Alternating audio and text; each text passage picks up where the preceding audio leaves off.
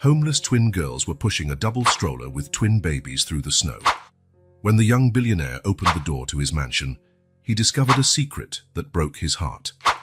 The wind howled mercilessly through the deserted streets of New York, carrying snowflakes that danced in the frigid air before settling on the frozen asphalt. In the midst of the storm that grew fiercer by the minute, two small figures stood out against the white backdrop, fighting against the invisible current that seemed to want to push them back.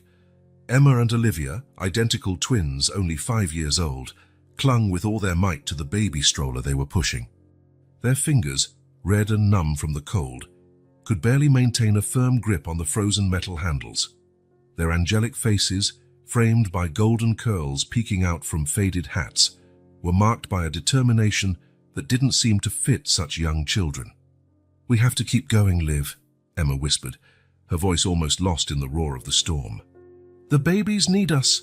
Olivia nodded silently, blinking to clear the snowflakes accumulating on her eyelashes. In the stroller, protected by layers of tattered blankets, two babies slept, oblivious to the drama unfolding around them. The twins moved forward step by step, their tiny boots sinking into the snow that already reached their knees. The neighborhood they passed through was in stark contrast to their ragged appearance. Imposing mansions rose on both sides of the street, their illuminated windows exuding a warmth that seemed to mock the children fighting the cold outside. Emma stumbled, nearly falling, and Olivia quickly grabbed her by the arm. "Careful, Em," she warned, concern evident in her blue eyes. "Remember what Mommy always said. We have to take care of each other." Mentioning their mother made them both stop for a moment, their minds drifting to memories of a past not so distant, yet feeling as if it belonged to another life. The summer sun bathed the small apartment with a golden glow, making the worn-out furniture seem almost new. Sarah, the twins' mother, spun around the living room, holding Emma and Olivia's hands as all three laughed and danced to a cheerful tune playing on the old radio on the table. "My little princesses," Sarah said, her eyes shining with love. "You are the greatest treasure I could ever have. No matter what happens, we'll always be together." The girls smiled, feeling safe and loved in their mother's arms, never imagining that those moments of happiness would soon become just a distant memory. A shrill sound cut through the air, bringing Emma and Olivia back to the harsh reality. One of the babies had woken up and begun to cry, the sound echoing through the deserted street. "Shh, shh," Olivia murmured, leaning over the stroller to try to soothe the little one. "It's going to be okay, I promise." But even she could tell the words rang hollow. The twins hadn't eaten anything since the morning of the previous day, and the cold seemed to be draining the last bit of strength from their frail bodies. Hunger gnawed at their stomachs, cruelly reminding them how long it had been since their last decent meal. Emma looked around, desperate for any sign of help. The mansions remained impassive, their doors firmly shut against the cold and any unwanted intruders. For a moment, she considered knocking on one of them, begging for help, but fear stopped her. What if mean people found them? What if they tried to separate them? "We can't stop," Emma said, her voice trembling from cold and exhaustion. "We have to find a safe place for the babies," Olivia agreed, though her eyes betrayed the fatigue that threatened to overwhelm her. The two resumed pushing the stroller, their steps slow and measured in the treacherous snow. As they proceeded down the street, memories continued to assail them, fragments of a life that seemed to have existed long ago. The smell of pancakes filled the small kitchen, making the twins' stomachs growl in anticipation. Sarah smiled as she skillfully flipped the pancakes on the griddle, the sound of sizzling oil blending with the girls' laughter. "Who wants to be my helper today?" Sarah asked, glancing over her shoulder with a conspiratorial smile. "Me! Me!" Emma and Olivia shouted in unison, jumping up from their seats at the table. Sarah laughed, the sound musical and comforting. "You can both help. Emma, you can get the plates, and Olivia, how about choosing the toppings?" The girls hurried off to do their tasks, happy to be useful and to take part in the little family ritual that made each morning special. A particularly strong gust of wind yanked Olivia from her daydream, nearly knocking her over. Emma quickly steadied her, their eyes meeting in a moment of silent understanding. No matter how hard things got, they had each other, and they had the babies to protect. The stroller groaned in protest as the twins pushed it over a particularly tall mound of snow. For one terrifying moment, it seemed like it would tip over, but the girls used all the strength they had left to keep it upright. "Almost there," Emma muttered, though she had no idea where they were going. The snow was falling harder now, cutting visibility down to just a few feet ahead. The mansion lights turned into blurred patches, like distant beacons in a sea of white. The babies began to fuss again, their tiny faces contorted with cold and hunger. Olivia tried to hum a lullaby, the same one their mother used to sing to them, but her voice came out shaky and weak. "Mommy," Emma whispered, a solitary tear freezing on her cheek. "Where are you?" The twins pressed on, two tiny dots of determination in the vast, relentless whiteness. Their steps, though unsteady, carried the power of a love that surpassed their age, a protective instinct that drove them forward even when every movement felt like a struggle. While Emma and Olivia fought against the storm, a few blocks away, in one of the most imposing mansions in the neighborhood, Michael Reeves watched the blizzard through the massive window of his living room, a glass of 30-year-old whiskey in his hand. At 32, Michael was the epitome of success in the public eye. A billionaire, the owner of a real estate empire, and one of New York's most eligible bachelors. Yet, as the city vanished beneath a white mantle, Michael felt only a familiar emptiness. The mansion around him, boasting over 16,000 square feet of ostentatious luxury, seemed to mock his loneliness. Millions worth of artwork adorned the walls, but his eyes barely registered them anymore. The silence was broken only by the occasional crackle from the fireplace and the clink of ice in his glass. Michael took a long sip of his whiskey, savoring the warmth as it slid down his throat. His mind drifted to the day's events, a succession of meetings and negotiations that had culminated in another lucrative acquisition for his portfolio. The latest project, a luxury apartment complex downtown, promised to be his most profitable venture yet. Sure, there were complications. There always were. Families would need to be relocated. Local businesses would close. But it was the price of progress, he told himself. New York was constantly evolving, and he was simply riding the wave of change. A bitter smile curved his lips as he recalled his father's words. "In this world, Michael, you're either a wolf or a lamb, and wolves don't apologize for their nature." From a young age, Michael had embraced that philosophy. Every deal, every acquisition, every courtroom victory pushed him higher, further away from the insecure boy he once was. The fear of poverty, of insignificance, drove him relentlessly. His methods weren't always clean. Bribes here, veiled threats there, manipulating contracts and zoning laws. But the end result always justified the means, or so he told himself on sleepless nights. The phone rang, cutting the silence like a knife. Michael frowned, checking the time. Almost midnight. Who would dare call at this hour? "Michael Reeves," he answered, his voice cold and controlled. "Mr. Reeves." The voice on the other end was low, almost a whisper. "I have information about the Riverside project you'll want to hear." Michael straightened, all his senses on high alert. Riverside was his crown jewel, a multi-billion-dollar development that would transform an entire city area. Who is this? That doesn't matter. What matters is that there are documents. Proof of what really happened to those families you're located. Michael's blood ran cold. "I don't know what you're talking about," he replied, keeping his voice steady. A humorless laugh came from the other end of the line.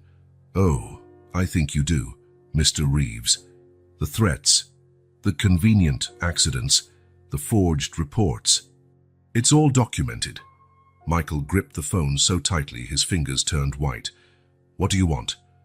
"Consider this just a warning, Mr. Reeves, a reminder that not all the money in the world can bury the truth forever. Sleep well." The line went dead. Michael stood still for a long moment, phone still pressed to his ear. His mind raced, weighing possibilities, threats, and solutions. Who could be behind this? A disgruntled former employee, a displaced resident seeking revenge. With a grunt of frustration, he threw the phone onto the couch. He needed another drink. As he headed to the bar, Michael tried to calm himself. This wasn't the first time he'd faced threats or blackmail. He had a team of lawyers ready to crush any accusation, enough money to silence most people. But something about this call troubled him more than usual. The calm, almost amused tone of the caller, as if they knew something Michael didn't. Pouring himself more whiskey, Michael returned to the window. The snow was falling harder now, turning the outside world into a white blur. For a moment, he allowed himself to imagine disappearing into that vast whiteness, leaving behind the deals, the responsibilities, the constant scheming. But no, he was Michael Reeves. He'd worked too hard, sacrificed too much to get where he was. No anonymous threat would change that. Determined not to let the call ruin his night, Michael was about to retreat to his office when he heard something. A faint sound, barely audible over the howling wind. Knocking. Someone was knocking at his door. The knocks on the door echoed again, more urgent this time, cutting through the mansion's silence like a sharp blade. Michael Reeves stood still for a few seconds, his body tense, still holding his whiskey glass. The mysterious phone call he'd just received lingered in his mind, keeping him on edge.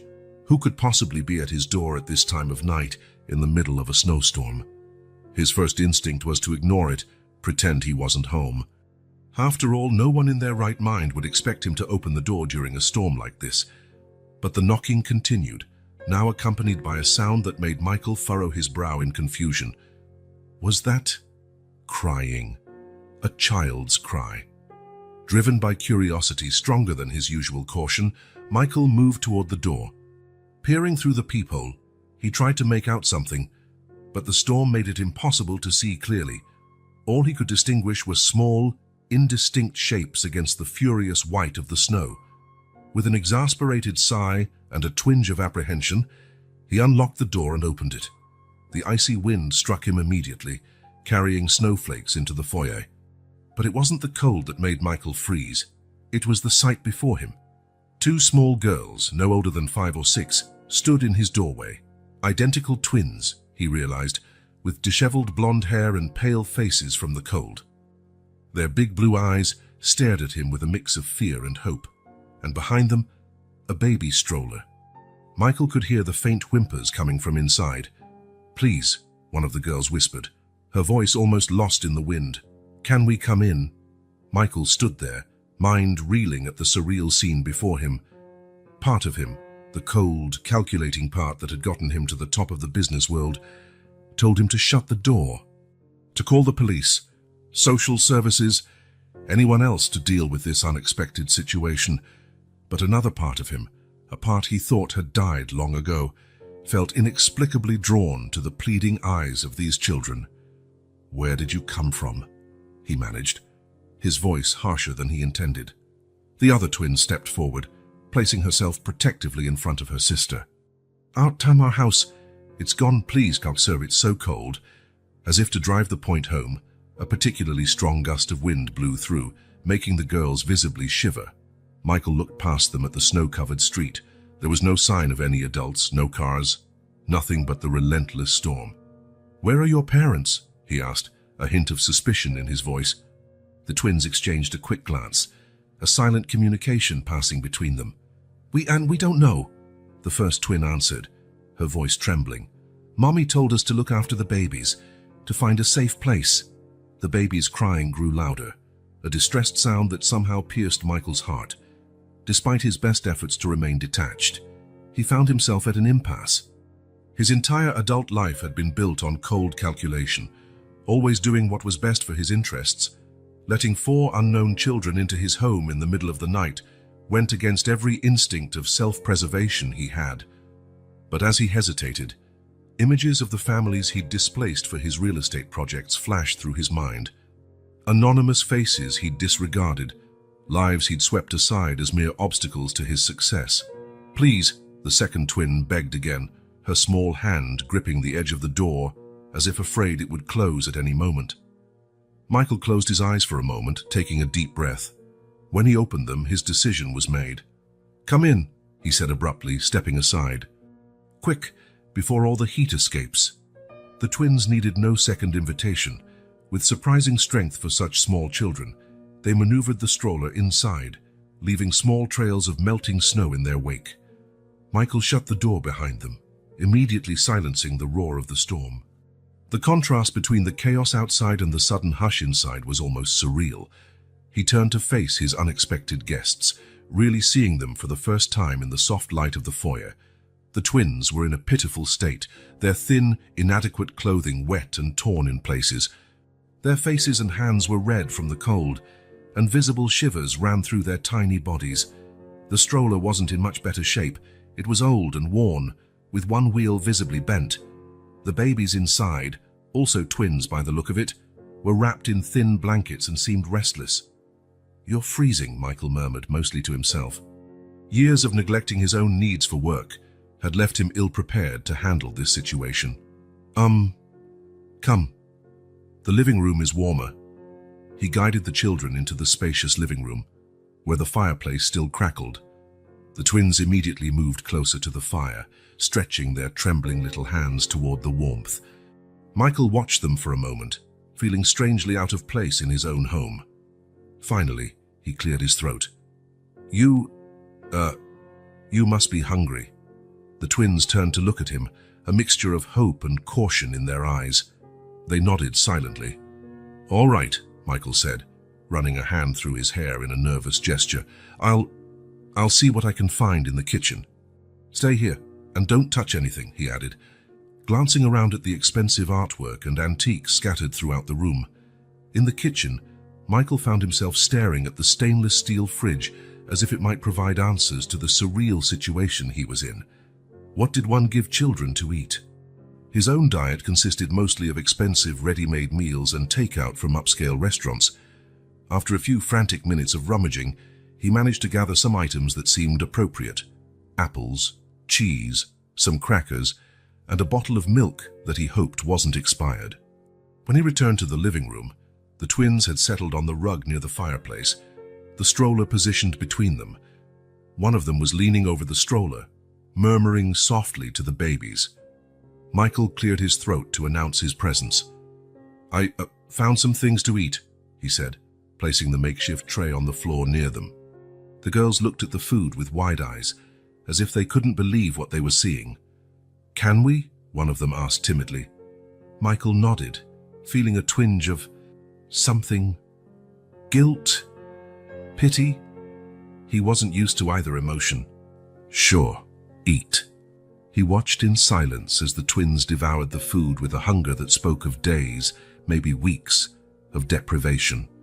They ate methodically, alternating between feeding themselves and offering small pieces of apple and cheese to the babies. Finally, when their pace slowed, Michael sat in a nearby armchair. "So," he began, trying to keep his voice neutral, "you mentioned you lost your home. What exactly happened?" The twins exchanged another of those silent looks, which seemed to hold entire conversations within them. It was the big yellow machine," one of them finally said. "It came one day and started knocking everything down. Mommy said we had to leave quickly." Michael felt a knot form in his stomach. Yellow machines. Demolition. That sounded disturbingly familiar. "And where is your mother now?" He pressed gently.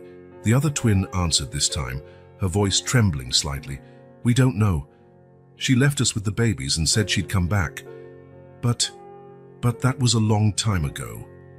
Michael leaned back in his chair, his mind spinning. Part of him wanted to push for more details, to find out exactly where these children had come from.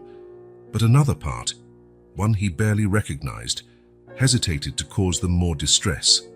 "What are your names?" he asked instead, opting for a gentler approach. "I'm Emma," said the twin who had spoken first. "And this is my sister, Olivia." Olivia waved timidly, her eyes never leaving Michael's face, as if assessing whether he was a threat. "And the babies?" Michael asked, leaning forward slightly to peer into the stroller. "They're our little brothers," Emma replied. "Ethan and Noah." Michael nodded slowly, trying to process it all. 4 children, alone on the street in the middle of a snowstorm. Their home demolished by yellow machines, a missing mother. None of it made sense. You don't have any other family? Anyone who can take care of you?" he asked, half hoping there was a simple solution to this unexpected problem. Emma and Olivia exchanged another look before Emma replied, "No, sir. It's just us and Mommy." Michael sighed, running a hand over his face. He was completely out of his depth. Handling contracts, negotiations, and even threats was one thing. But this, 4 vulnerable children in his living room, this was unknown territory. "Look," he said finally, "it's late and you obviously need rest. You can stay here tonight. Tomorrow we'll figure out what to do, okay?" The twins nodded, visible relief on their tired faces. "Thank you, sir," Olivia said softly, speaking directly to Michael for the first time. "You're very kind." Michael felt something stir in his chest at those words. Kind was not an adjective people usually used for him. Ruthless, shrewd, even cruel, yes, but kind. "Never. I'll make up a place for you to sleep," he said, standing abruptly. "Stay here, okay? I'll be right back." As he climbed the stairs toward the guest rooms, Michael tried to organize his thoughts. What was he doing? Letting these children stay was one thing, but then what? He couldn't just keep them here indefinitely. There were protocols to follow, authorities to notify, but something nagged at him. The twins' story, however vague, tugged at something familiar. Yellow machines knocking down houses. That sounded like one of his urban renewal projects. But surely he would have known if there were children involved, right? After preparing one of the guest rooms with clean sheets and extra pillows, Michael returned to the living room. The scene he found took him by surprise. Emma and Olivia were curled up on the sofa, the babies nestled between them. All 4 children were fast asleep, exhausted by the ordeal they'd been through. It was so peaceful, so domestic, that Michael felt something tighten inside him. For a moment, he considered waking them and taking them upstairs to the room he'd prepared, but they looked so comfortable, so at peace, that he didn't have the heart. Instead, he grabbed some blankets from a nearby cabinet and gently placed them over the sleeping children. Stepping back quietly, Michael found himself at the window again, watching the continuing storm outside. His reflection in the glass stared back, and for the first time in years, he didn't recognize the man he saw. With a heavy sigh, he picked up his phone. There were calls to make, information to gather. He needed to know more about these children, about their story. And more importantly, he needed to find out if somehow, however indirectly, he was responsible for their situation. Casting one last look at the sleeping children on the sofa, Michael left the living room, closing the door softly behind him. It would be a long night, and he had a lot to discover before morning. The next few hours passed in a blur of whispered phone calls and frantic internet searches. Michael used every contact and resource at his disposal to try to find the children's origins, but the information was frustratingly scarce. There were no recent records of demolitions in residential areas matching the twins' vague descriptions. No reports of missing children that fit their profile. It was as if the 4 of them had appeared out of nowhere, carried in by the storm. As the night wore on, Michael grew more and more frustrated and intrigued. The pieces simply didn't add up. How could 4 children vanish without a trace? And why did their story, however vague, feel so familiar? Exhausted and with more questions than answers, Michael finally decided to get some sleep. Tomorrow, he thought, he'd have a chance to talk more with the twins, maybe gather more details that could help unravel the mystery. Before turning in, he made one last silent visit to the living room. The children were still fast asleep, their small forms almost hidden under the blankets. For a moment, Michael simply watched them, feeling a strange mix of confusion and something else, something he couldn't name. Climbing the stairs to his bedroom, Michael couldn't help but notice how his enormous mansion, always so silent and empty, felt different tonight. The children's presence, though temporary, had brought a subtle but noticeable change to the atmosphere. Lying in his luxurious bed, Michael found himself unable to sleep. His thoughts kept drifting back to the twins and the babies, to their mysterious story, and to the unsettling sense that somehow he was connected to it all. When the sun finally began to rise, painting the sky in shades of pink and gold, Michael was already up. The storm had passed during the night, leaving behind a silent, white world. Standing at his bedroom window, looking out at the pristine snow covering everything in sight, he made a decision. Today he would get answers. No matter what it took, he would find out the truth about Emma, Olivia, Ethan, and Noah. And more importantly, he would discover his role in this unexpected story that had literally knocked on his door. With that resolve in mind, Michael prepared to face the day and whatever revelations it might bring. Little did he know that the answers he sought would change not only the lives of those 4 sleeping children, but also his own, in ways he could never have imagined. The sun had barely risen when Michael Reeves was already in his office, phone pressed to his ear. His voice, typically firm and authoritative, now carried a barely disguised urgency. "I want a full investigation, Johnson. Make it clear to your team. Discretion is the key word here. No fuss, no unnecessary questions, just results."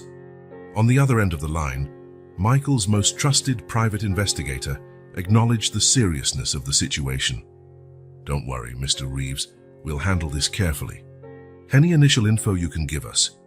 Michael hesitated a moment, his eyes drifting unconsciously to the closed door of his office, beyond which 4 mysterious children slept.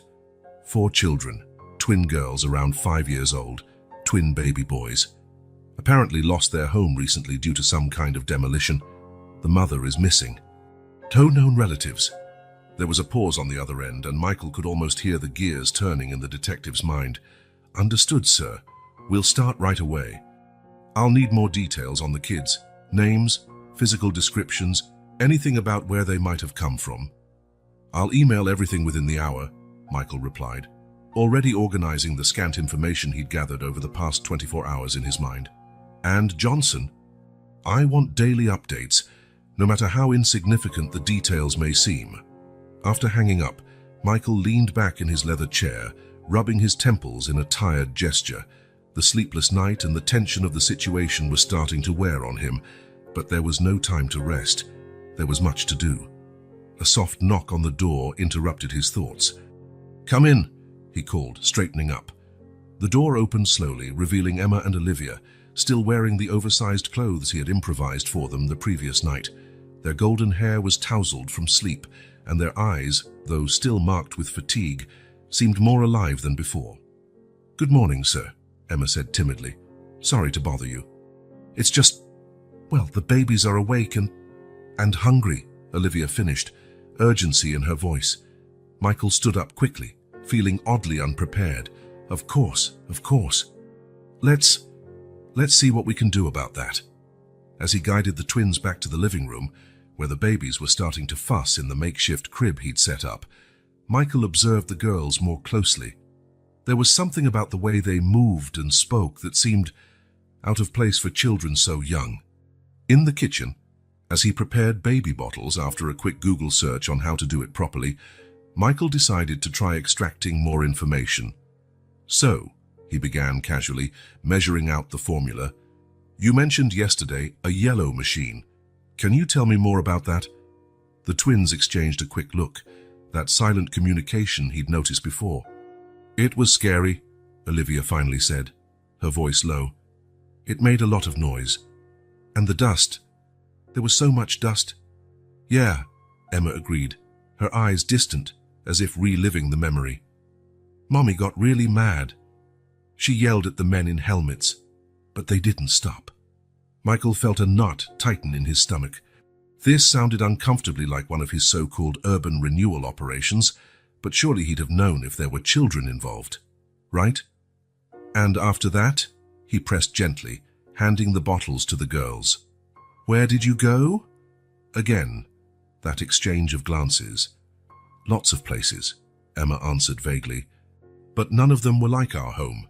Michael nodded, sensing he wouldn't get much more out of them just yet. The twins seemed naturally adept at being evasive when they wanted to be.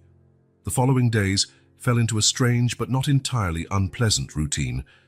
Michael, used to spending most of his time in business meetings or locked in his office, now found himself engaged in activities he never imagined doing. He learned how to change diapers, a skill he vowed never to mention in his social circles, how to make simple meals the kids would actually eat, and even how to tell bedtime stories, though his version of Cinderella was decidedly more business-oriented than the traditional tale. Meanwhile, Johnson's daily updates were frustrating in their lack of solid progress.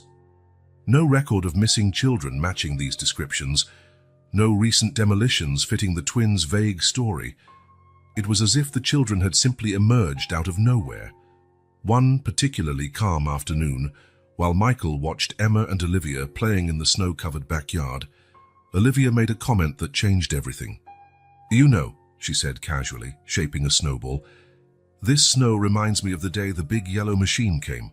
It was snowing like this, except the snow got all dirty from the dust when our house fell." Michael, who was checking emails on his phone, nearly dropped it. "Wait, what?" "It was snowing when your house was demolished." Olivia seemed to realize she'd said something significant because she quickly changed the subject, asking if they could build a snowman. But Michael's mind was already racing. If it had been snowing when the house was torn down, that meant it had happened recently, very recently. Which made it even stranger that there were no records or reports about it. That night, after putting the children to bed, a task he was starting to enjoy, surprisingly, Michael made another call to Johnson. "I want you to redo the entire search," he instructed, "but this time focus only on the past 2 months. And pay special attention to any demolition activity that happened during recent snowstorms." As he waited for new leads, Michael found himself spending more and more time with the children. He watched in fascination as Emma and Olivia cared for the babies with a competence that seemed beyond their years. They always seemed to know exactly what Ethan and Noah needed, even before they started crying. During one of these observations, Michael noticed something off about Noah. The baby seemed quieter than usual, his skin hot to the touch. "I think he has a fever," Emma said, worry evident in her voice. "Mommy always told us to look out for that." Michael felt a surge of panic. Infant illnesses weren't exactly part of his skill set, but seeing the fear in the twins' eyes, he knew he had to act. The next few hours were a blur of cold compresses, temperature checks, and frantic consultations of medical websites. Michael found himself cradling Noah against his chest, murmuring comforting words he hadn't even realized he knew. At some point during that long night, as he rocked the feverish baby, Michael realized something had changed. These weren't just 4 small strangers who had invaded his orderly life. Somehow, at some moment, he had started to care. Genuinely care. When the sun finally rose and Noah's fever began to subside, Michael looked at the 4 children sleeping around him. The twins had insisted on staying up to help, and felt something he hadn't felt in years, a sense of purpose that went beyond making money and building empires. He needed to find out the truth about these children, not just out of curiosity or self-preservation, but because, somehow, their well-being had become important to him. His phone vibrated in his pocket, the screen showing Johnson's name. Carefully, so as not to wake Noah, who was still in his arms, Michael answered. "Mr. Reeves," Johnson's voice sounded urgent. "I think we've found something. Something you need to see right away." Michael looked at the sleeping children, then at the baby in his arms. Whatever Johnson had discovered, he knew it was about to change everything. And for the first time in his life, Michael Reeves wasn't sure he was ready for the truth. As the sun began to rise over the city, casting a golden light through the mansion's windows, Michael found himself at a crossroads. Johnson's urgent tone on the phone promised answers, but the sleeping children around him, especially little Noah, still fragile after the night's fever, made him hesitate. "How long do you need to get here, Johnson?" Michael asked quietly, not wanting to disturb the children's sleep. "I can be there in 30 minutes, Mr. Reeves," the detective replied. Michael looked at the children again. "Make it an hour. And Johnson, come prepared for a longer stay. I think we'll have a lot to discuss." After hanging up, Michael carefully placed Noah back into the makeshift crib. The baby stirred a bit but didn't wake up. Next to him, Ethan slept peacefully, unaware of the drama unfolding around them. Emma and Olivia were curled up under blankets on the couch, their angelic faces finally resting after days of worry. Michael found himself studying their features, searching for clues about their past, about the story he still couldn't fully piece together. With a sigh, he headed to the kitchen to make coffee. It would be a long morning, and he needed to be alert for whatever Johnson had uncovered. As the coffee maker hummed softly, Michael allowed himself a moment of reflection. In just a few days, his life had been turned upside down.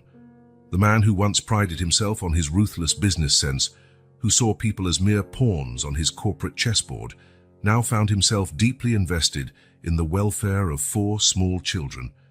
The sound of soft footsteps broke his train of thought. Emma entered the kitchen, rubbing her sleepy eyes. "Good morning, Mr. Michael," she murmured. "Is Noah better?" Michael felt an involuntary smile form on his lips. "Yes, Emma. His fever went down during the night. He's going to be fine." Relief washed over the girl's face. "That's good." Olivia and I were really worried. There was something in the maturity of her response, the depth of her concern, that once again made Michael wonder about the girl's past. What had they been through to develop such a sense of responsibility at such a young age? "Emma," he began carefully, "you know you can trust me, right? If there's anything you want to tell me, anything about you, Olivia, and the babies." The girl looked at him with her big blue eyes, a flicker of emotion passing through them. For a moment, Michael thought she would open up, reveal the mystery that surrounded them. But then, just as quickly as it appeared, the moment passed. "Thank you, Mr. Michael," she said simply. "You've been very good to us." Before Michael could press further, the doorbell rang, announcing Johnson's arrival. The moment of truth had come. "Emma, why don't you go check on the others? I have a friend coming over to discuss some business." The girl nodded obediently and left the kitchen, giving Michael one last curious glance before disappearing down the hallway. Taking one final sip of coffee for courage, Michael went to answer the door. Johnson stood there, a thick folder under his arm and a grave expression on his face. "Mr. Reeves," the detective greeted him with a curt nod. "You might want to sit down for this." Leading Johnson to his office, Michael threw one last look at the living room where the children were. Whatever the detective had discovered, he knew nothing would be the same afterward. Closing the office door behind him, Michael prepared to finally unravel the mystery that had literally knocked on his door on that snowy night. Little did he know, the revelations to come would change not only his perception of the children, but also of himself and the empire he'd built. Michael shut the office door, the click of the lock sounding oddly final. Johnson was already seated, the thick folder open on the polished mahogany desk. The contrast between the room's formality and the personal nature of this investigation was not lost on Michael. "What did you find, Johnson?" Michael asked, his voice more tense than he cared to admit. The detective took a deep breath before beginning. "Mr. Reeves, do you remember the Riverside project?" Michael frowned. Of course he remembered. It was one of his most ambitious and controversial undertakings, a plan to revitalize a rundown area of the city into a luxurious neighborhood. "Yes, of course. What about it?" Johnson slid a photo across the desk. It was an aerial shot of a neighborhood, clearly taken before the demolitions began. Modest houses lined narrow streets, a few trees here and there, and a small park in the center. "This was Mill Creek," Johnson said, "home to about 200 families until 3 months ago." Michael picked up the photo, studying it carefully. There was something familiar about the view, but he couldn't quite place it. Johnson continued, "Eviction notices started going out about 6 months ago. Most families had already left when the demolitions began, but there were complications." "What kind of complications?" Michael asked, though part of him already suspected. The detective pulled another document from the folder, a police report. There were protests. Some residents refused to leave. Things escalated. Michael felt his stomach turn. He remembered hearing something about protests, but at the time, it had seemed like just another obstacle to overcome. His lawyers had assured him everything was handled legally. "Go on," he said, his voice hoarse. Johnson hesitated briefly before continuing. "Mr. Reeves, we found records of one family in particular, the Thompsons. Sarah Thompson, single mother, 4 children, twin girls, age 5, and newborn twin boys," Michael finished, feeling as if the air had been sucked out of the room. The detective nodded gravely. "Exactly." Sarah was one of the leaders of the resistance movement. She disappeared the night the demolitions began. Michael stood abruptly, pacing to the window. Outside, the day was bright and clear, a cruel contrast to the storm raging inside him. "The children," he said finally, his voice barely above a whisper. "Emma, Olivia, Ethan, and Noah. It's them, isn't it?" "Yes, sir," Johnson confirmed. "No doubt about it. And there's more." Michael turned, facing the detective. "More?" Johnson pulled one last document from the folder. It was a photograph. A young, pretty woman smiled at the camera. Two identical girls in her arms. "This is Sarah Thompson, sir. Taken a few months before the Riverside project started." Michael picked up the picture with trembling hands. The woman's face was achingly familiar in a way that made his heart clench. He'd seen her before, shouting at one of the protests, her voice drowned by the roar of the demolition machines. At the time, he'd dismissed her as just another troublesome protester. "My God," he murmured, sinking heavily into his chair. "What have I done?" A heavy silence followed, laden with the weight of revelation. Michael felt like he was seeing his entire life, all his decisions, in a new light. Every building he'd raised, every deal he'd closed, now felt tainted by the shadow of what had happened in Mill Creek. "Mr. Reeves," Johnson finally said, keeping his voice carefully neutral. "What would you like me to do now?" Michael looked at the photo of Sarah, at the smiling faces of Emma and Olivia, so different from the solemn, cautious children now sleeping in his home. "Nothing," he said after a long pause. "You've done your job, Johnson. Now, it's up to me." After the detective left, Michael remained in his office for a long time, the evidence spread out before him like a macabre puzzle. Each document, each photo, told a story of interrupted lives, of displaced families, all in the name of progress and profit. Guilt consumed him, threatening to overwhelm him. How could he look those children in the eye now, knowing what he knew? How could he continue to pretend he was just a generous benefactor, when in reality he was the architect of their tragedy? Michael stood, pacing back and forth in his office, his mind a whirlwind of conflicting thoughts and emotions. Part of him wanted to run to the living room, confess everything to the twins, beg for forgiveness. But another part, the part that had survived and thrived in the ruthless business world, warned him against such a rash move. He stopped at the window, gazing out at the manicured grounds of his mansion. Outside, and everything looked so peaceful, so normal. But inside these walls, a silent drama was unfolding, one in which he was both protagonist and antagonist. With a heavy sigh, Michael decided he needed to see the children. Not to confess, not yet, but to, observe them. Try to better understand the impact of his actions. He wasn't sure. Leaving his office, he walked quietly to the living room. The twins were there, playing quietly with some toys he'd bought for them. The babies slept peacefully in their makeshift cribs. For a moment, Michael stood in the doorway, just watching.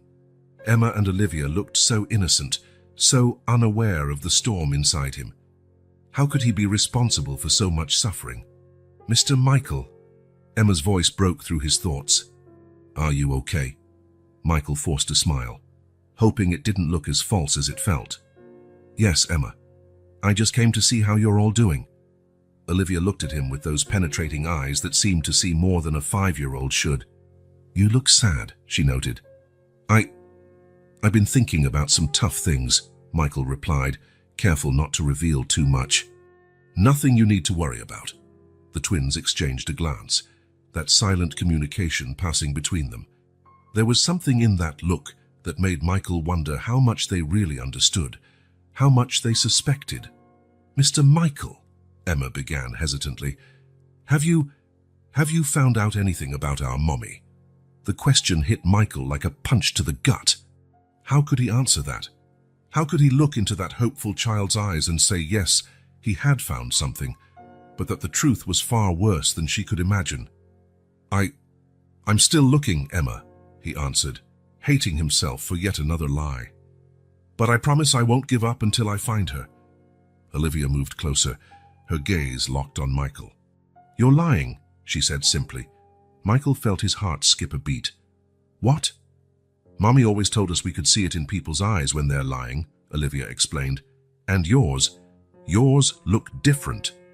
Michael swallowed hard, feeling exposed and vulnerable in a way he never had before. These children, these little victims of his greed, seemed capable of seeing through all the defenses he'd carefully constructed. "I'm not lying, Olivia," he said, knowing that each word only dragged him deeper into the pit of deceit he'd created. "I really am looking for your mother. It's just that sometimes grown-up things are complicated." Emma joined her sister, both of them standing united in front of him. "Why are they complicated?" she asked. "It's either mommy or not. Why can't you just tell us?" Michael felt sweat bead on his forehead. How had he gotten to this point? How had he, a man who negotiated billion-dollar deals without flinching, been cornered by two 5-year-olds? "Girls," he began, trying to keep his voice steady, "I promise I'm doing everything I can to find your mother. But some things take time. And sometimes we don't have all the answers right away." The twins watched him for a long moment, their identical eyes seeming to pierce his soul. Finally, Emma spoke. "Okay, Mr. Michael, we understand." But the tone of her voice made it clear they didn't understand. Not really. And worse, that they didn't believe him. Michael felt a wave of nausea. He needed to get out of there, needed air. I have some calls to make," he murmured, already turning toward the door. "You'll be okay here." The girls nodded silently, their gazes following him as he practically fled the room. Back in his office, Michael closed the door and leaned against it, breathing heavily. What was he doing? How could he keep up this charade? His gaze fell on the photo of Sarah Thompson lying on his desk. Her smile, once so full of life and love, now seemed to mock him. Here was a woman who had fought tooth and nail to protect her family and her community, and in his arrogance and greed, he had destroyed it all. Michael approached the desk, picking up the photo with trembling hands. He traced Sarah's face with a finger, as if he could reach her across time and space.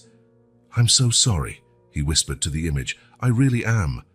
But he knew apologies weren't enough. Words couldn't undo the damage he'd caused. Actions were needed. But what actions? How could he even begin to fix something so monumental?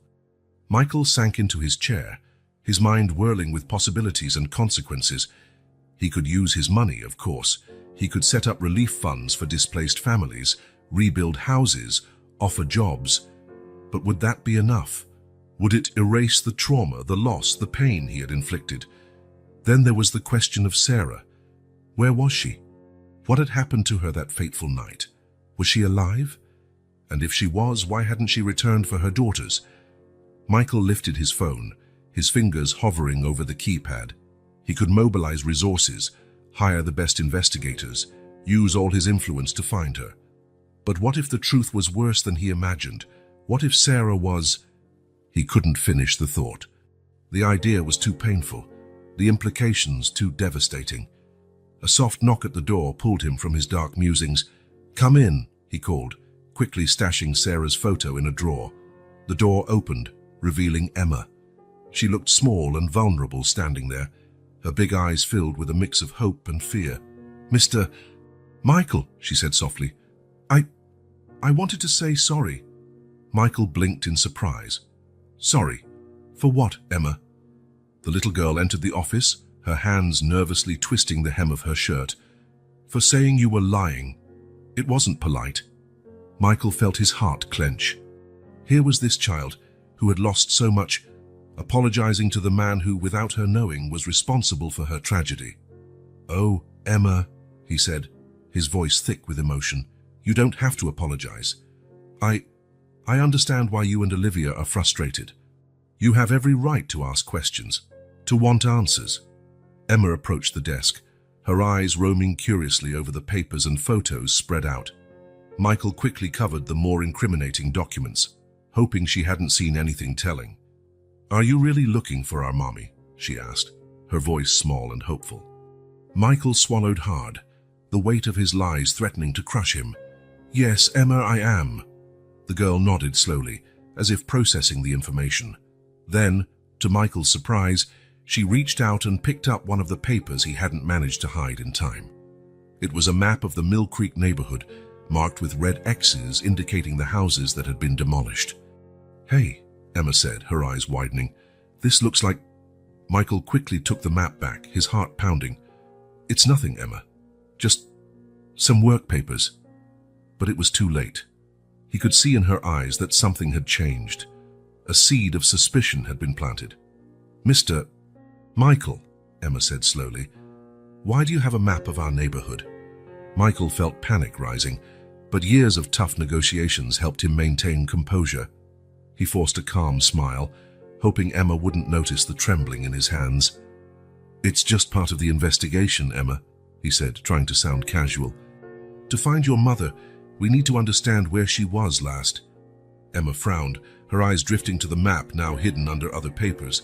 But those red marks, they looked like they were right where our house used to be. Michael felt a bead of sweat trickle down his back. How could a 5-year-old be so perceptive? He needed to change the subject, fast. "Emma," he said, leaning forward, "how about we go see how Olivia and the babies are doing? Maybe we can all have some ice cream after lunch." The mention of ice cream seemed to momentarily distract Emma, her eyes lighting up. "Really? We can?" "Sure," Michael replied, relieved to have avoided disaster for now. "Let's go." As he led Emma out of the office, Michael couldn't shake the feeling that he was walking a tightrope. How much longer could he keep this secret?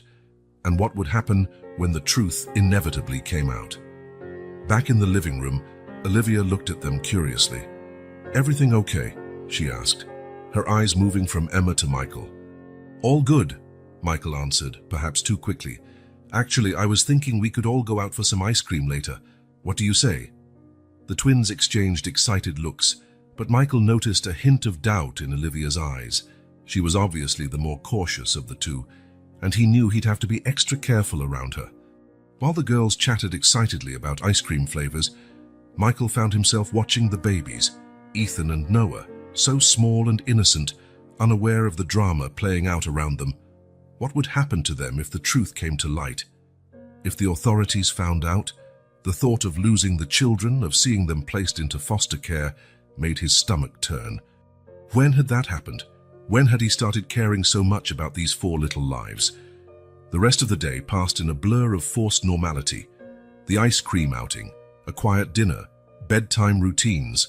Michael caught himself scrutinizing the twins' every move, looking for signs that they suspected more. Finally, with the children asleep, Michael retreated to his office. He knew he wouldn't be able to sleep, not with the weight of this secret pressing on his chest. Sitting in his chair, he picked up the photo of Sarah Thompson again. Her smile, once so full of life, now seemed accusatory. "What do I do?" he whispered to the picture.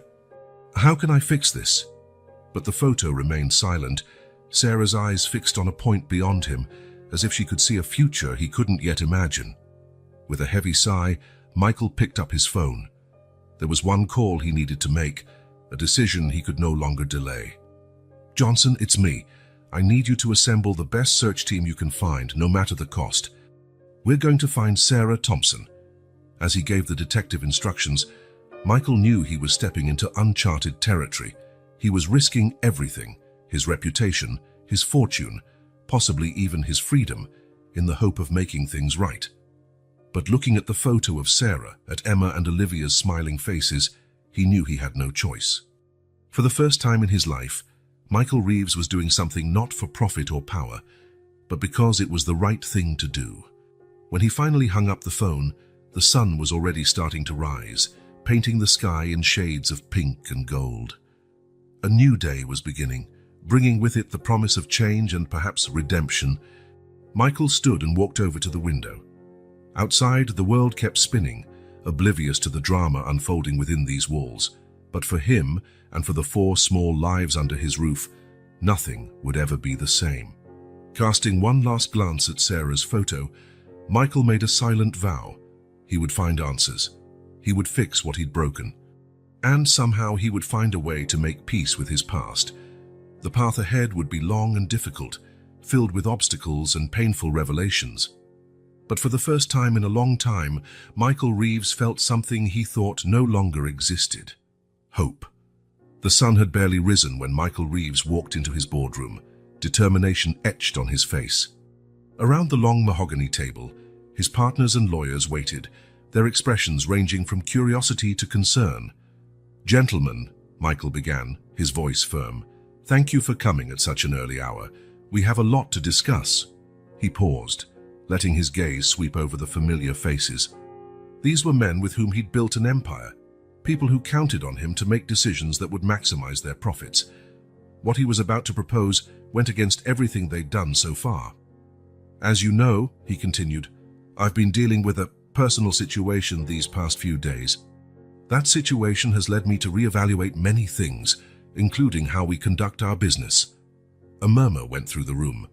Michael could see confusion and worry mounting in the eyes of his associates. "Michael," interrupted James Harrington, his oldest partner, "what exactly are we talking about here?" Michael took a deep breath. It was now or never. "I'm talking about using our resources, a significant portion of them, to right some of the wrongs of the past. Specifically, I want to initiate a large-scale search for a woman named Sarah Thompson." The silence that followed was deafening. Then, suddenly, the room exploded in voices. "Who the hell is Sarah Thompson? Michael, have you lost your mind? Is this about those kids you took in?" Michael raised his hands for quiet. "I know this sounds crazy, but hear me out." For the next 30 minutes, Michael explained the situation, omitting some of the more incriminating details, but making it clear how important finding Sarah was. He spoke about corporate responsibility, about doing the right thing, about the human cost of their past developments. When he finished, the room was silent again. But this time, it was a silence filled with tension and disbelief. It was Gerald Matthews, the company's chief lawyer, who finally broke the silence. "Michael, I understand you're going through something, but what you're proposing is insane from a legal standpoint. We're talking about admitting guilt in a case that could cost us millions, if not billions." Michael nodded, having anticipated this reaction. "I understand your concerns, Gerald, but I'm not asking for permission. I'm informing you of a decision I've already made." Another wave of murmurs swept the room. James Harrington stood up, his face red with anger. "You can't do this, Michael, not alone. Jita, we have shareholders, how we have obligations." "Exactly," Michael replied calmly. "We have obligations, and it's time we take responsibility for what we did in Mill Creek." The mention of Mill Creek caused more agitation. Everyone there knew the Riverside project had been controversial, but few knew all the sordid details.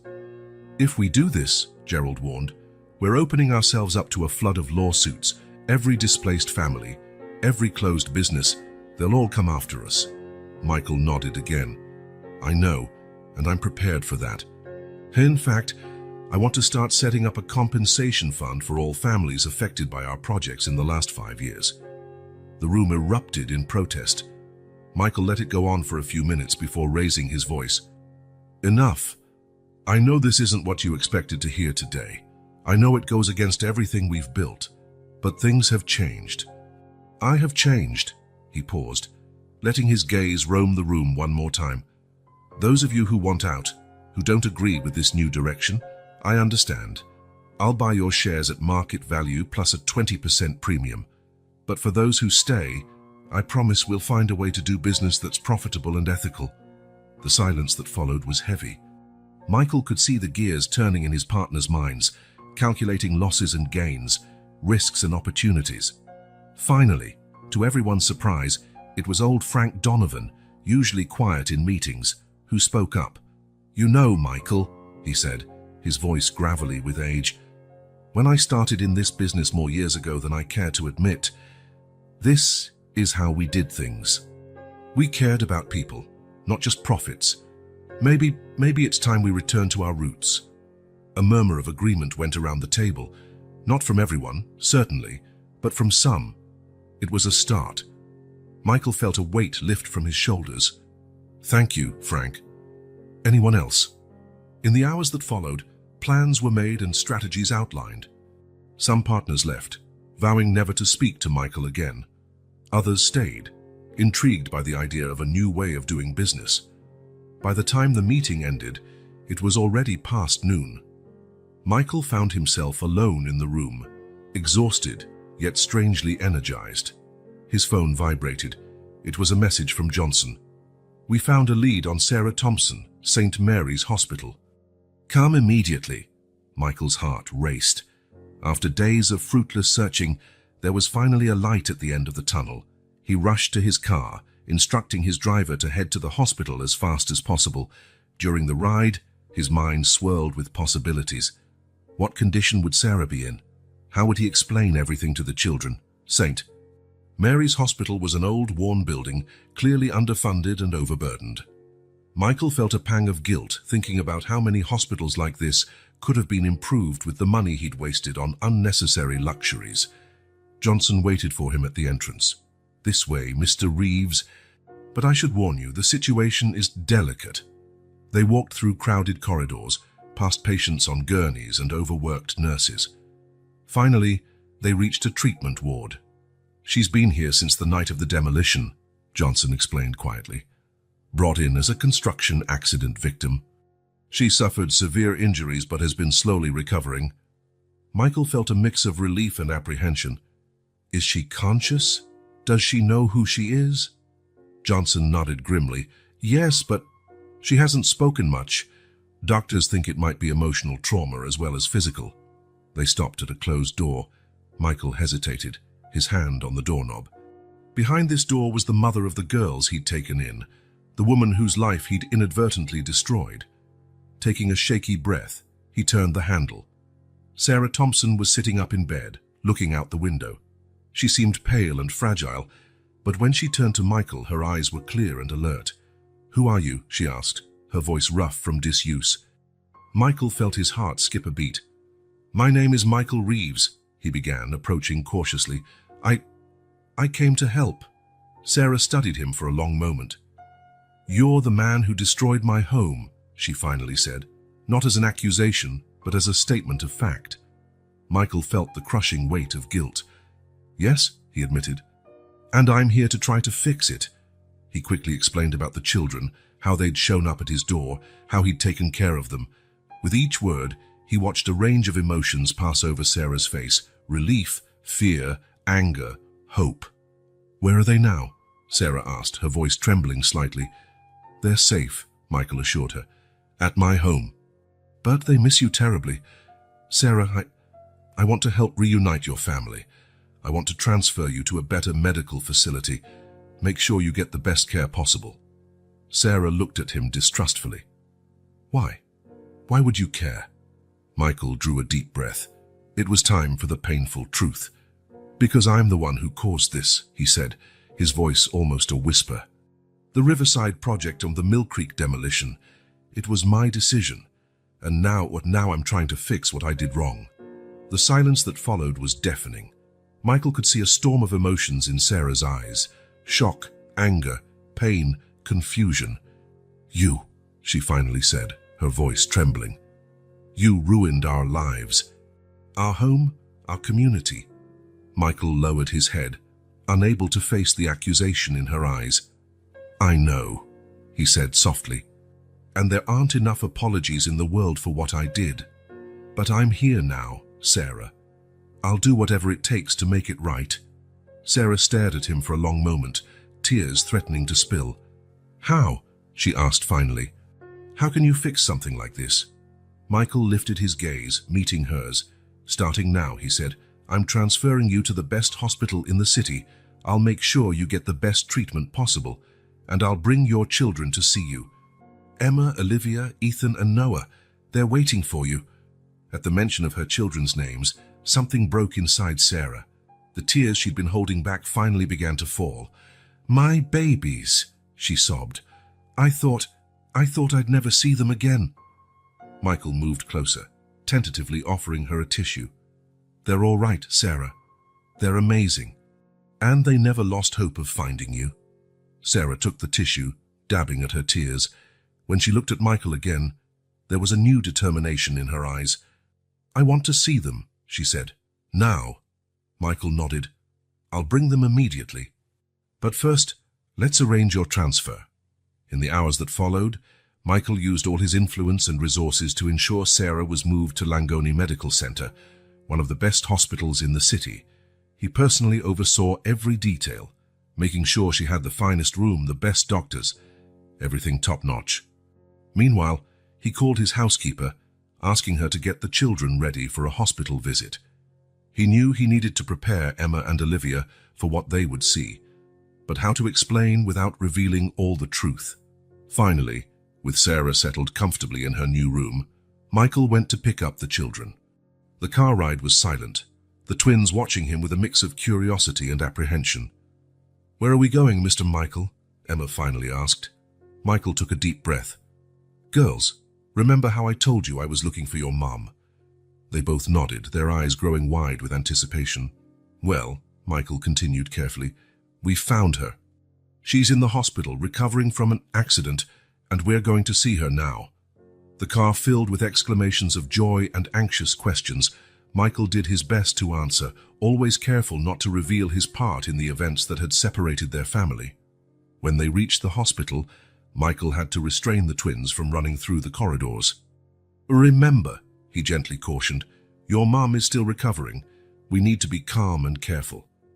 At last, they reached Sarah's room. Michael knelt down to the twins' level. "Are you ready?" he asked softly. Emma and Olivia nodded, their small hands clutching his. Michael opened the door. The moment Sarah saw her daughters was something Michael would never forget. Her face lit up with a love so pure, so intense, he felt his heart tighten. The girls froze for a second, as if they couldn't believe what they were seeing. Then, with shouts of "Mommy!" they ran to her bedside. Michael stood back, watching the family reunite in a rush of tears, laughter, and hugs. He felt both part of it and completely separate, the unwilling architect of this meeting, but also the reason they'd been apart in the first place. When the initial wave of emotion subsided, Sarah looked up over her daughters' heads, her eyes meeting Michael's. There was a silent question there, one he knew he'd have to answer soon. In the days that followed, Michael divided his time between the hospital and his company. At the hospital, he watched Sarah's slow recovery, amazed by her strength and resilience. The children spent every possible moment with their mother, filling the room with laughter and stories. At the office, Michael led a quiet revolution. The compensation fund was being established. New affordable housing projects were planned, and a new code of ethics was implemented. Not everyone was happy about the changes, but Michael stood firm in his new vision. One quiet afternoon at the hospital, while the children napped after a long play session, Sarah finally brought up the elephant in the room. "Michael," she said softly, "I think it's time we talked." Michael nodded, feeling a knot form in his stomach. He knew this moment would come eventually, but that didn't make it any easier. "The kids told me how you found them, how you took care of them," Sarah began. "But there's something that doesn't add up. Why would you, a billionaire, care so much about 4 homeless kids?" Michael took a deep breath, gathering the courage for the confession he was about to make. "Sarah, the truth is, I'm responsible for what happened to you and your family. The Riverside project, the demolition of Mill Creek, all of it was my doing." He saw shock and pain cross Sarah's face, but pushed on before he lost his nerve. "I didn't care about the real consequences of my actions. But when your daughters showed up at my door that snowy night, something changed. For the first time, I saw the real human cost of my greed." Sarah regarded him intently, her expression a mask of conflicting emotions. "You destroyed our lives," she said, her voice trembling. "Our home, our community." "I know," Michael replied, guilt raw in his voice, "and there aren't enough excuses in the world for what I did. But I'm here now trying to make it right, not just for you and your kids, but for every family affected by my developments." He explained about the compensation fund, the new housing projects, the changes at his company. Sarah listened in silence, her emotions unreadable. When he finished, a heavy pause followed. Finally, Sarah spoke. "I want to hate you, Michael. A part of me really does, but I see how my children look at you. I hear the stories they tell, and now hearing all this, I don't know what to think." Michael nodded, fully understanding her confusion. I don't expect your forgiveness, Sarah. I don't deserve it. But I promise I'll do everything I can to make sure you and your kids have a safe, stable future. Sarah studied him for a long moment before replying, Forgiveness is a process, Michael. It's not something I can just hand over. But I'm willing to try. For my children, for our community, and maybe even for you. Sarah's words, though not an outright pardon, brought a wave of relief washing over Michael. It was more than he expected, more than he felt he deserved. Thank you, Sarah, he said softly. I promise I won't let you down. In the days that followed, a new dynamic began to form. Michael continued his regular visits, bringing the children to see Sarah and assisting with her recovery. The twins, noticing the shift in the adults' relationship, started asking questions.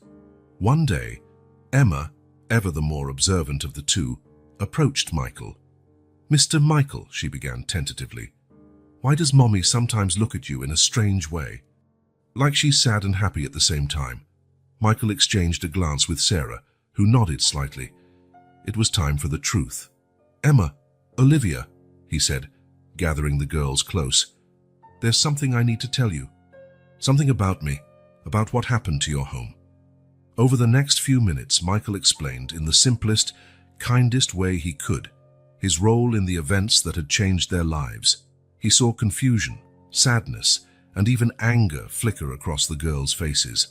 So, it was your fault, Olivia asked, tears pooling in her eyes.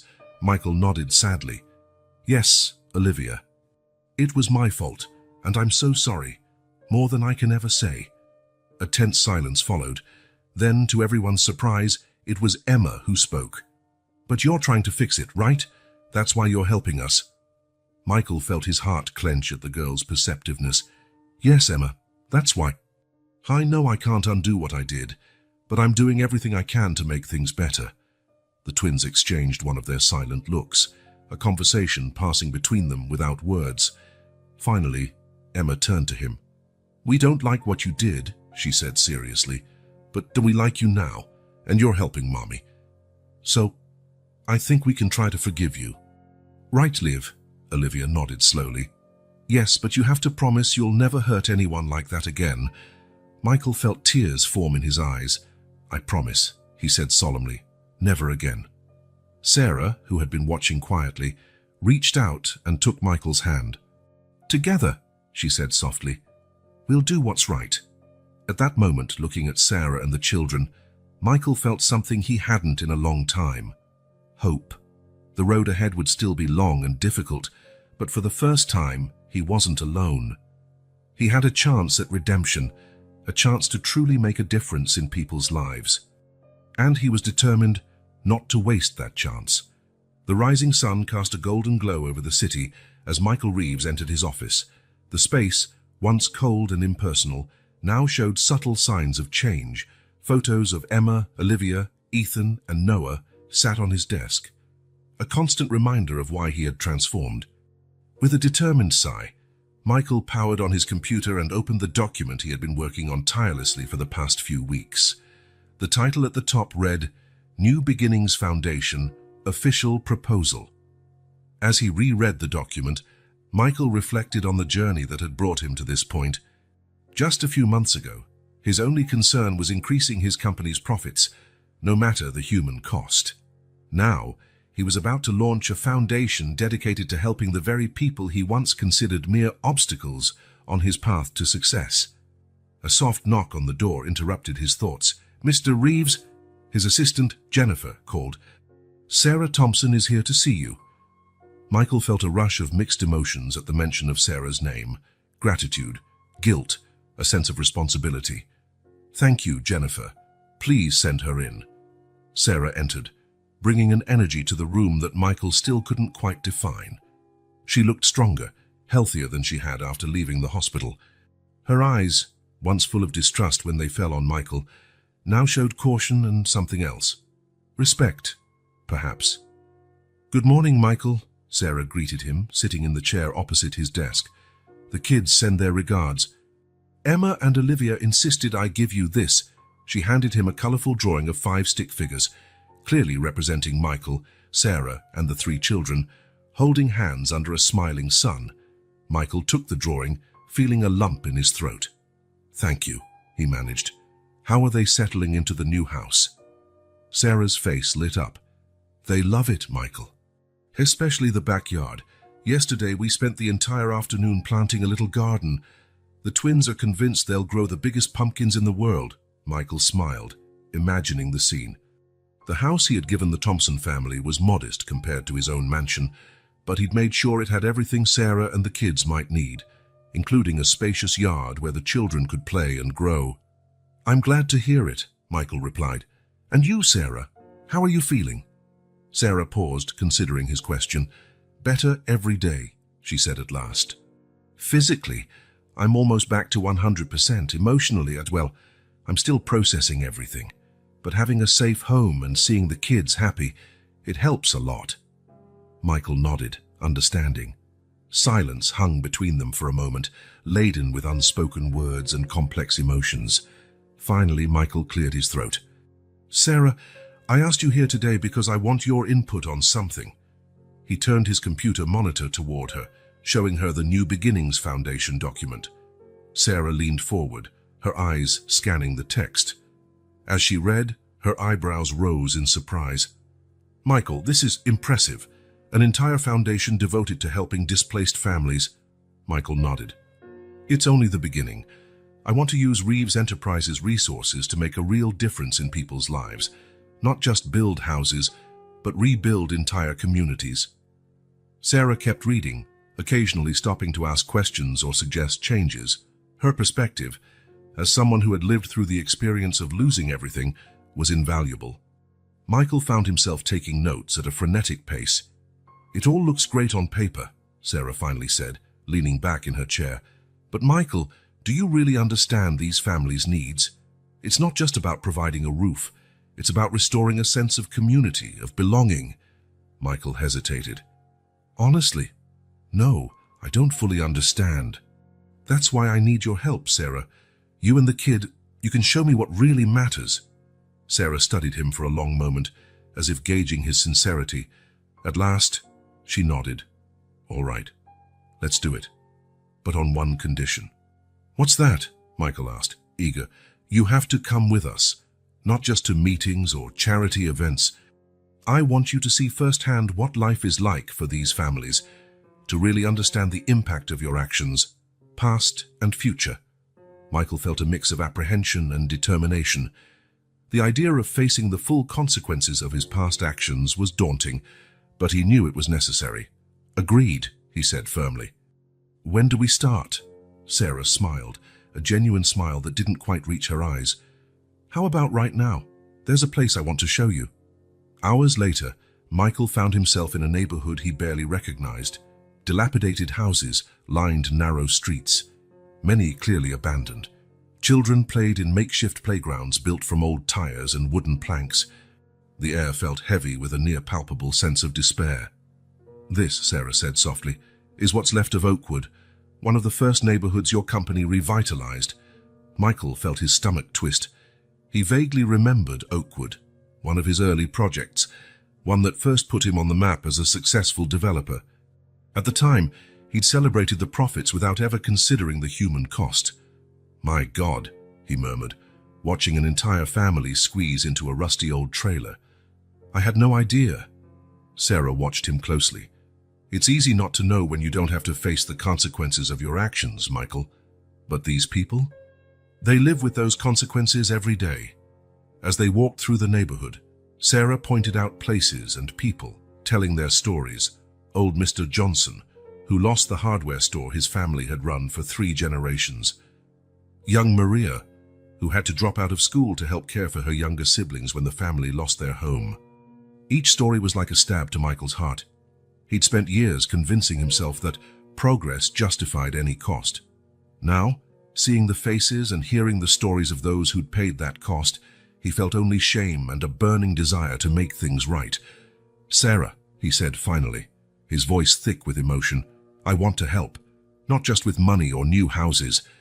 I want to rebuild all of this. The community, the businesses, the hope. How do we do that?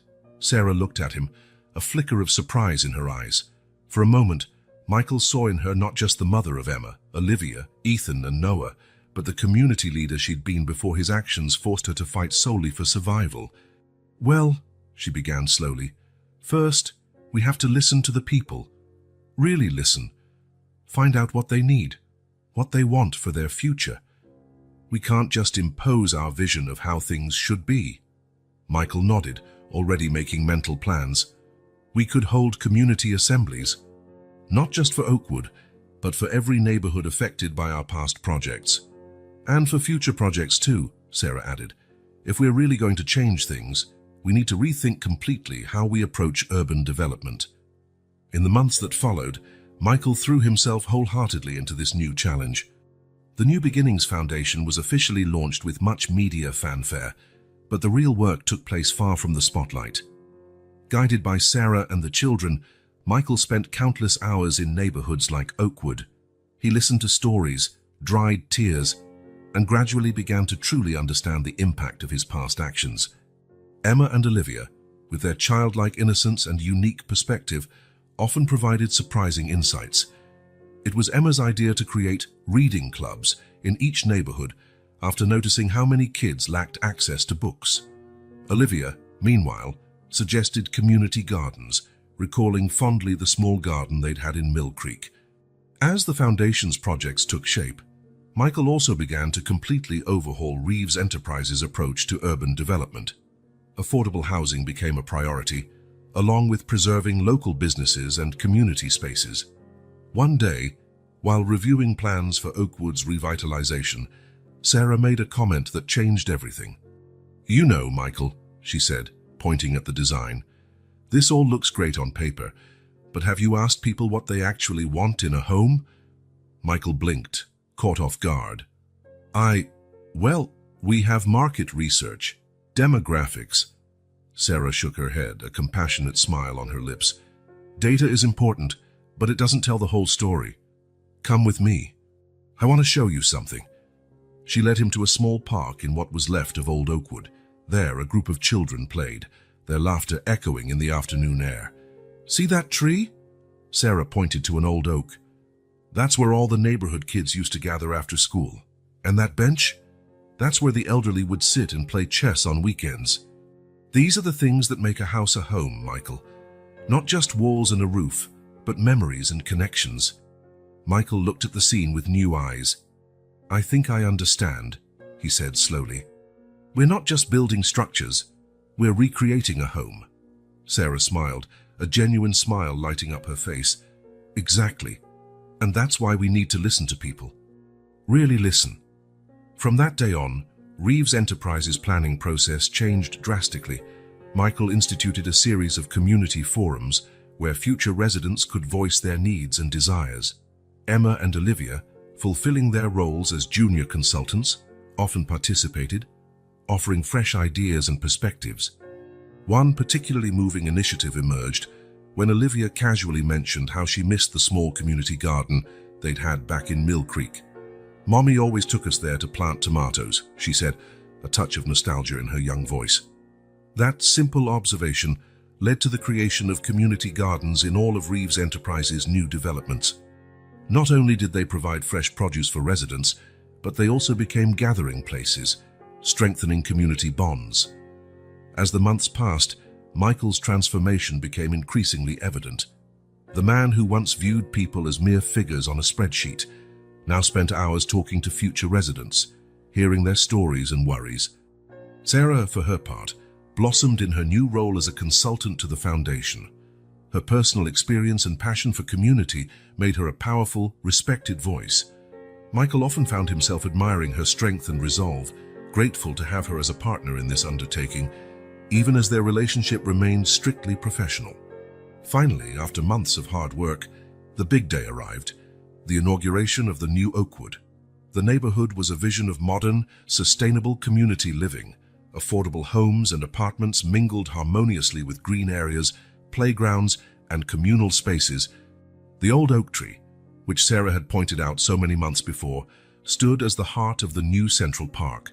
Michael once again stood before a podium, but this time the atmosphere was pure celebration.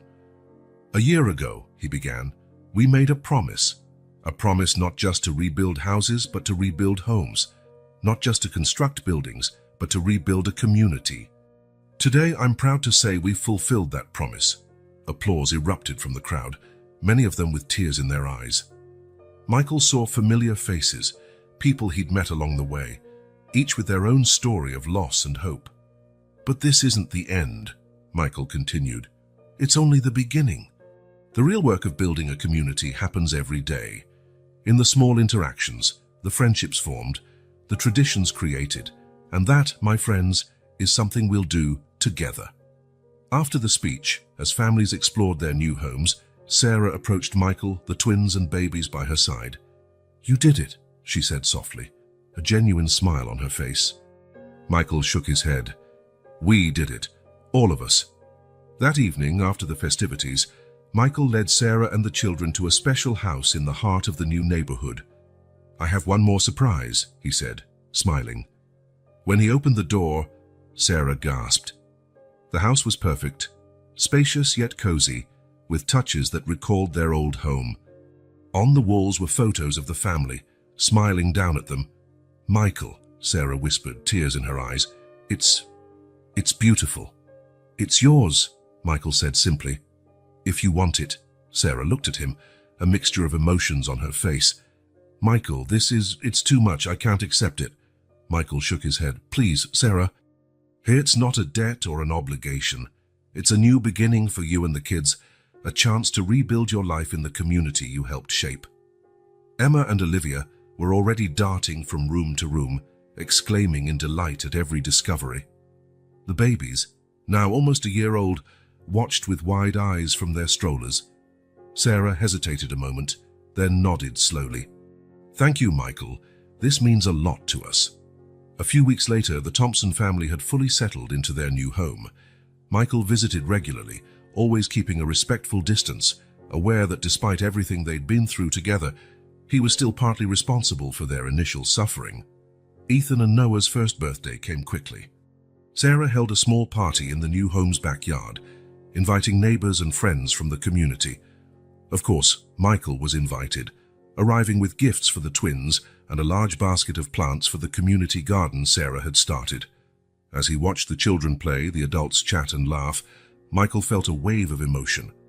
This scene, so simple yet so powerful, was the tangible result of his journey toward redemption. Sarah approached him, offering a slice of cake. "A penny for your thoughts," she said gently. Michael smiled, accepting the cake. "I'm just grateful for all of this, for you and the kids giving me a chance to do what's right." Sarah nodded, her gaze drifting to the children. "You know, Michael, when we first met, I hated you. I thought you were the worst kind of person, but now I see that people can change. They can choose to be better." "Thank you, Sarah," Michael replied, feeling the weight of her words. "That means more than you can imagine." As the party continued around them, Michael reflected on his journey. From a cold, calculating man focused only on profit, he had transformed into someone who valued people above all else. He wasn't perfect, he still made mistakes, but he was committed to learning and growing. And though his relationship with Sarah remained platonic, a constant reminder of the complexities of their shared past, Michael knew he'd found something far more valuable than romance. He had found purpose, redemption, and a kind of family he'd never imagined possible. Watching Emma and Olivia help the twins open their presents, seeing Sarah chatting animatedly with neighbors, Michael finally understood the true meaning of community. It wasn't about buildings or projects. It was about connections, about belonging. With a smile, he joined the children, helping the twins assemble their new toys. The future was still uncertain, and there was much work to be done, but for the first time in his life, Michael Reeves was exactly where he needed to be, doing exactly what he needed to do. And that, he realized, was the true meaning of home.